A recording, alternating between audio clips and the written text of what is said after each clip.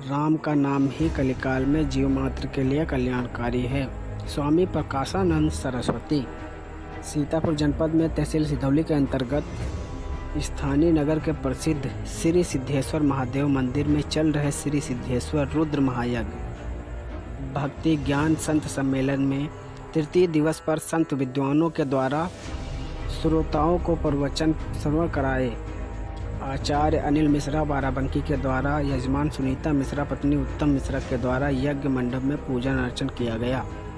तत्पश्चात कार्यक्रम का संचालन पंडित अवधेश मिश्रा शास्त्री के द्वारा किया गया।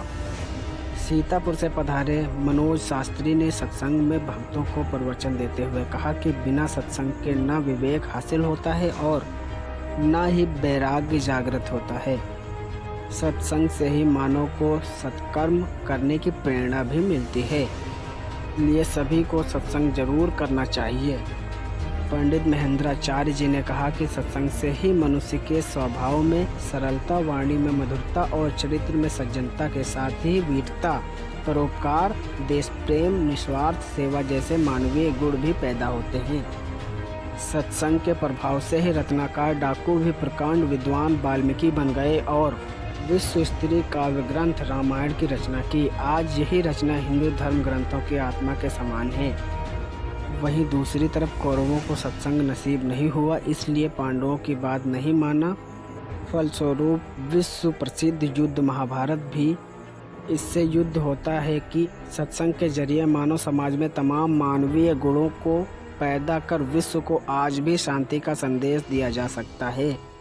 गोस्वामी तुलसीदास ने भी रामचरितमानस में लिखा है कि बिनु सत्संग विवेक न होई, जबकि कुसंगत से मानव समाज बर्बादी की ओर जाता है, जिससे समाज में अनेक बुराइयां जन्म लेती हैं।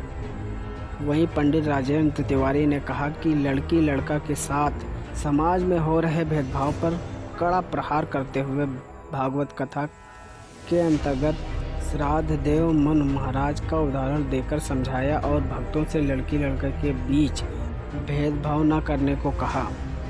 उन्होंने यह भी कहा कि धर्म सदैव मानव को नेकी की राह पर चलने के लिए प्रेरित करता है और मानस प्रवक्ता पंडित सरवन ने कहा कि मानवता समाज में कैसे कायम हो इसको भी प्रोत्साहित करता है।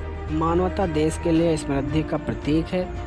तृतीय दिवस कार्यक्रम समापन पर यज्ञ स्वामी प्रकाशानंद सरस्वती जी ने राम के नाम की महिमा पर प्रकाश डालते हुए कहा कि राम का नाम ही कलिकाल में जीवन मात्र के लिए कल्याणकारी है। ए कलि कर्म न धर्म विवेको। इस कलयुग कर्म और धर्म से परे सत्कर्म से विमुख होता जा रहा है। केवल राम नाम ही एकमात्र तारणहार है। जीव को चाहिए शरीर रूपी साधन मिला है, इसमें साध्य विराजमान है, इसलिए सदैव इसे शुद्ध रखते हुए परमात्मा का सतत स्मरण सुमिरन निरंतर करते रहना चाहिए।